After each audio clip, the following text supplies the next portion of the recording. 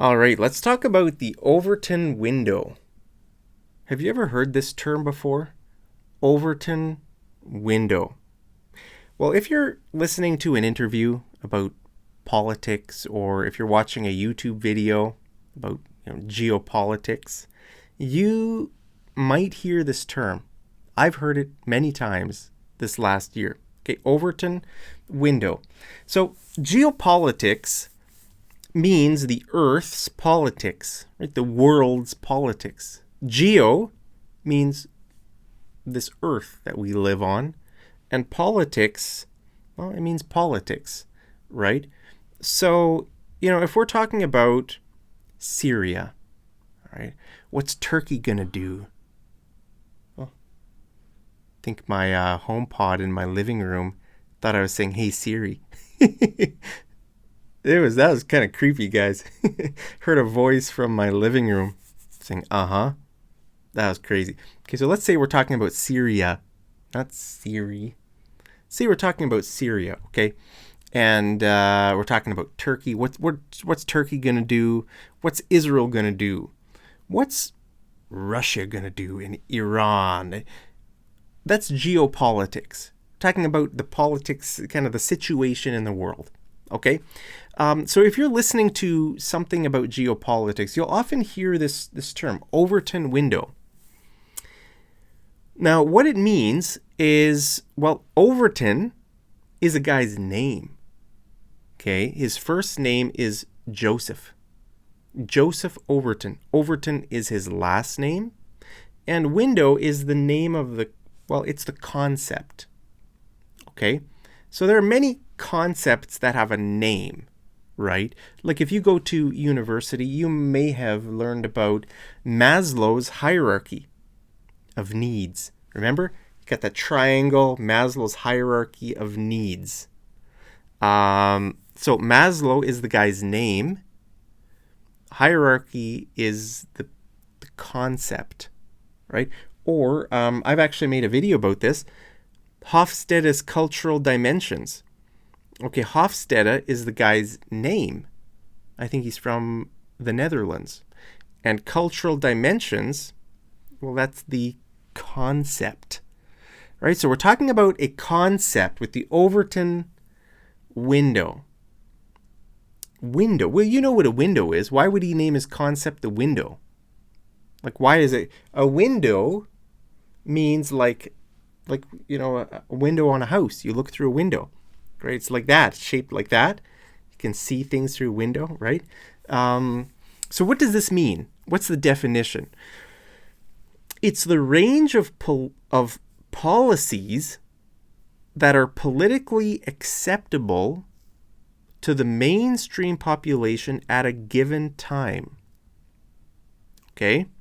So it's the range of policies that are politically acceptable by the mainstream population. That means most of the people in a country. Okay, the mainstream population at a given time. So let's look at this. Okay, so here is the diagram. Most of these concepts have like a diagram with them, okay? So here's the window right here. Okay, it looks like a window, right? And it's got an arrow up here and an arrow down here. So this window can move up or down, right? So here in the center, we have policy. Okay, that's what a country's policy is, right? And then, on either end, on either side of the extreme, right, we have, it goes down this way or it goes up this way. So we have popular, sensible, acceptable, radical, unthinkable, right? An unthinkable idea is like, we could never do that as a country, or that will never happen, right? So the thing is, this idea is that this moves over time. Okay, this window moves over time.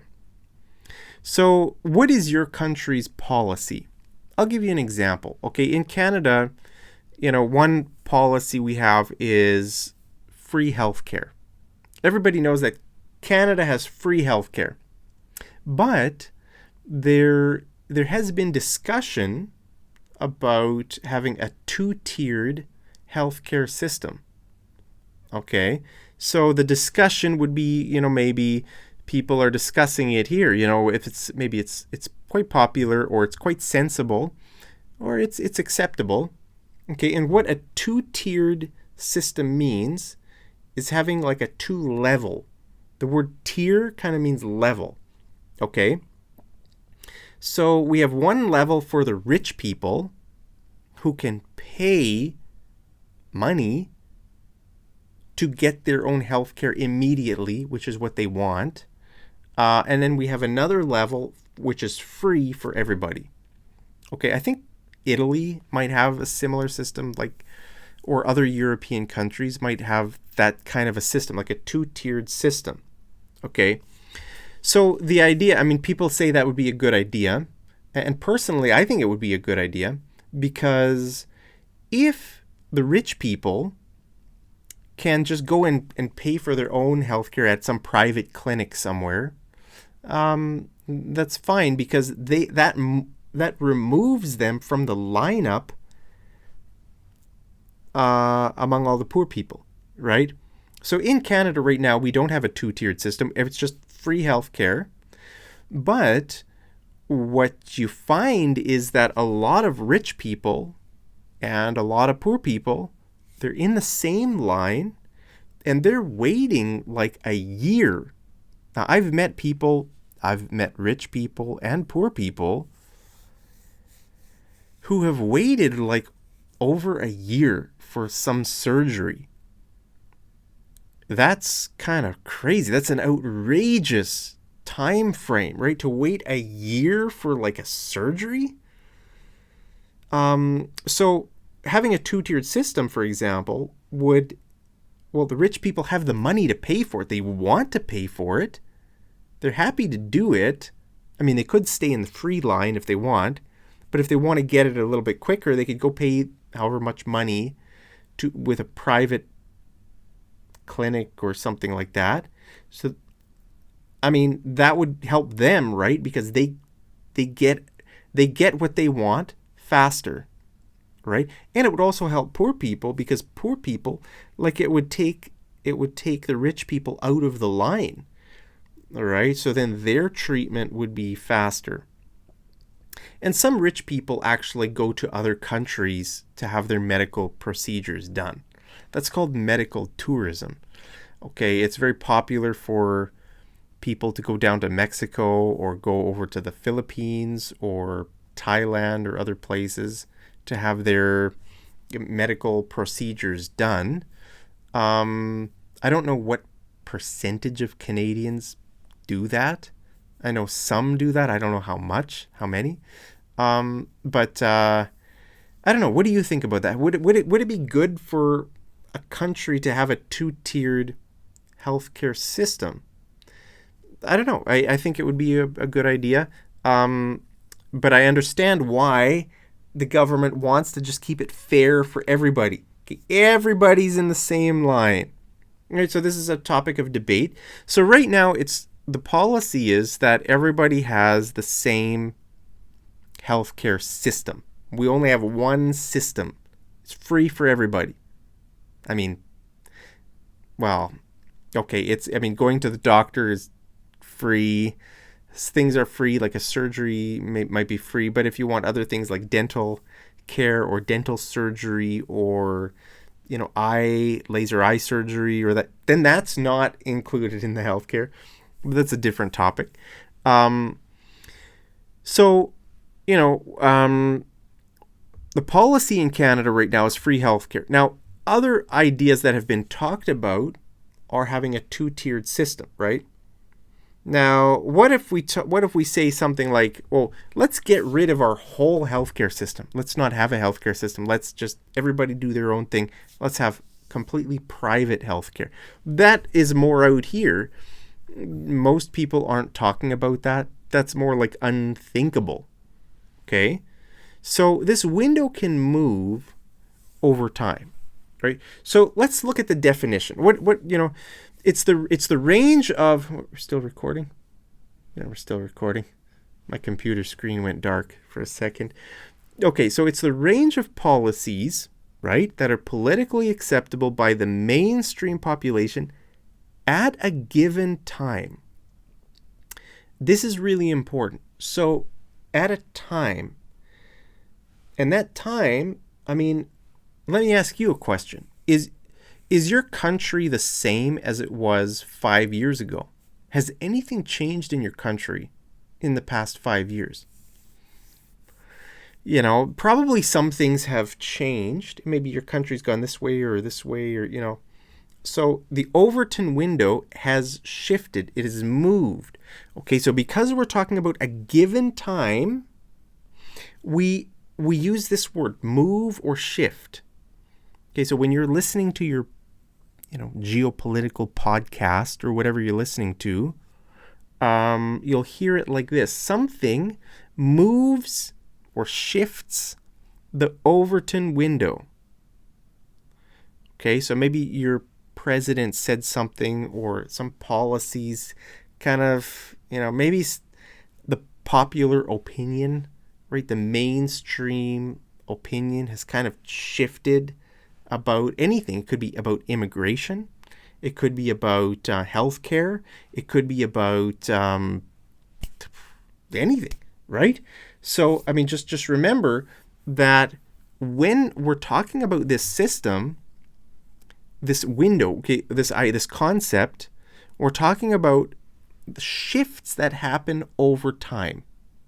Okay, that is the important thing. So what's unthinkable today might be acceptable next year. It might even become policy the year after, right? Think back 5 years ago in your country. Is there something that was unacceptable 5 years ago, but now it's acceptable? So we talk about this Overton window. It can shift to different extremes, right, over time. Now, guys, that's the end of my...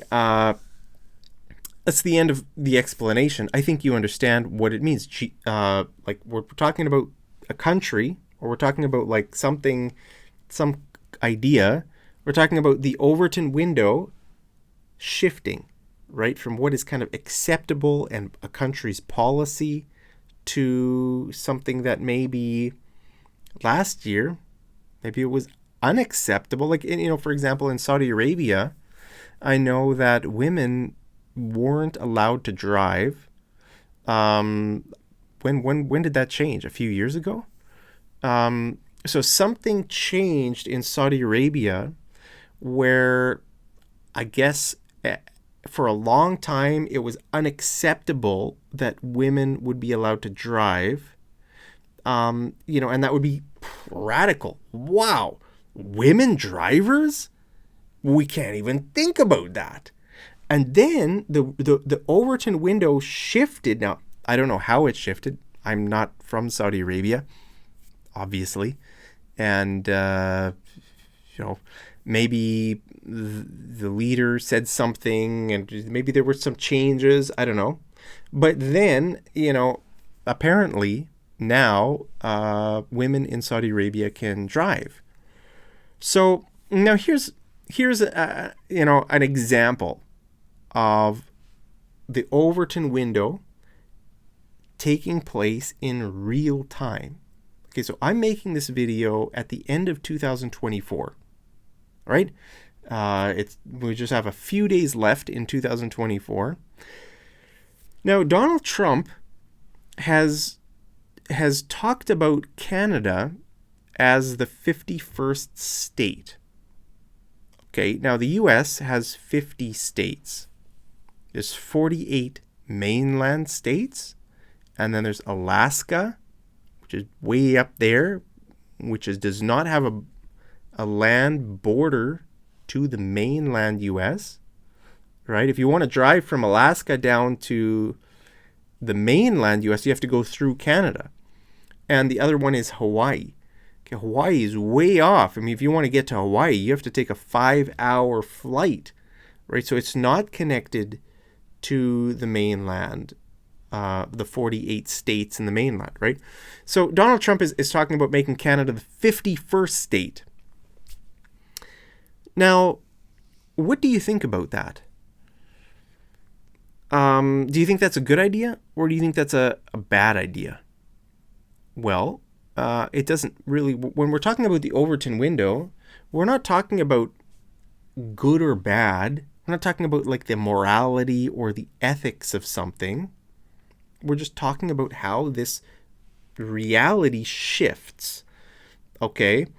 So right now, I would say for most Canadians, the idea of Canada joining, like becoming part of the US, that is unthinkable. They've just never thought about it. Whoa, Canada joining the US, huh? But by Donald Trump talking about this, and he's mentioned it a few times on social media, right? He's called Justin Trudeau the mayor of, I think the governor. He's called him the governor of the 51st state of Canada, or something like that, right? So Donald Trump has talked about this a few times. He's also talking about taking Greenland and taking the Panama Canal. Okay, so these ideas, they might seem unthinkable here, but for a leader to say something that is unthinkable, that's the first step in moving the Overton window, right? So let's imagine, okay, now Donald Trump has talked about it. He's floated the idea. The idea is out there in the world, right? Oh, Canada could become the 51st state. That's still kind of way up here. It's a radical idea, right? Now let's say we have an election coming. I think we're going to have an election in Canada in the spring of 2025. Okay, so I would say my prediction is May. Let's say the first week of May 2025, we have an election. My computer's telling me my disk space is almost full. Might have to stop recording and start again. But anyway, I'll try to hurry up, okay? Let's say we have an election next spring. And let's say Pierre Poilievre, right now he's the opposition leader. It's very possible he will become the next Prime Minister of Canada. So let's say he gets into office, right? He wins the election. He becomes the 24th, I think it's the 24th Prime Minister of Canada. Okay? Then, what if Pierre Poilievre starts talking about it? Oh, let's say he just, mentions it in one of his comments. Oh, well then it's moving from the unthinkable to it's becoming almost an idea that you might think about, that people actually are considering. Well, should we do this? Should we not? What are the pros and the cons of that? Right? So that means the Overton window is shifting, right? And then let's say the media in Canada starts talking about it. Should we or should we not? What if they weigh the pros and cons? Then it becomes, it gets into this range where it could actually become real, right? So that's the lesson of the Overton window. Now, I just want to talk about this idea a little bit more. What would Trump's offer need to be for Canadians to actually accept becoming part of the U.S.? Let's say the 51st state. All right, I think sorry about that, guys. I ran out of disk space on my iMac. I'm recording this on an iMac and ran out of disk space. So I made a bit more space on my disk. And but what I was asking you is, what would Trump need to offer you for you to accept this, becoming the 51st state, if you're a Canadian? And if you live anywhere else, let me know your opinion. What do you think about this idea? If you live in India or Europe or South America or anywhere, what do you think about this idea? Do you think it would be interesting for Canada to become the 51st state? You know, things in life happen. Big things happen. And I'm always amazed that people think everything's going to stay the same. For me, I just assume big things are going to happen. I mean, when I think about geopolitics for the next 5 years, major things are going to happen. But most people I know think nothing is going to happen. Like Canada, I would say ever since the Second World War, okay, Canadians have known nothing but prosperity. All right, so if you bought a house, let's say you were born right after the Second World War, and Canada has not really been in a major war. If you bought a house, let's say 20, 30 years ago, the value of your house will have increased a lot. So you think, oh, the value of my house is just always going to increase. The value of my investments is just always going to increase. Well, in reality, countries change, right? Major things change. We've seen that in Syria very recently. So what would you like to get as an offer for you to say, yep, this is good enough for me to become an American citizen. This is good enough for Canada to become part of the US. Here's my theory. If Donald Trump were to offer a 1-to-1 conversion rate between the US dollar and the Canadian dollar, and we would have access, Canadians would have access to warm destinations in the winter, I think with these two things, it's possible that 50% of Canadians would like the idea. I would say at least a third of Canadians would like the idea. Okay, so let's say the Canadian dollar was going to go away, and now the American dollar is going to be used in Canada, and Trump were to offer some financial incentive to people in Canada, right? So that would mean, let's say he did this, that would mean that if you own a house for, let's say, $500,000, well, suddenly it wouldn't be 500,000 Canadian, it would be 500,000 US. Whoa, you might be thinking, wow, that's pretty sweet. I don't know. I think if he did something like this, and a lot of Canadians, they already go down to the US for the winter. I don't know how many. I'd say, I don't know, maybe like 1 million. I don't know. I haven't done any research on it. But a lot of Canadians go down to the US. Thousands and thousands go down to the US every year for the winter. They cross the border. They go down to places like Arizona, New Mexico, California, Texas, right? So this is already quite popular.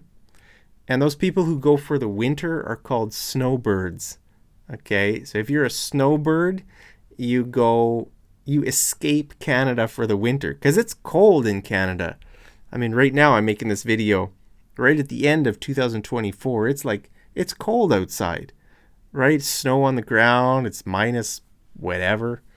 Depending on where you live in Canada, it might be minus 20, minus 30, right? So having basically easy access. Imagine you could just get in your car and drive down to Texas.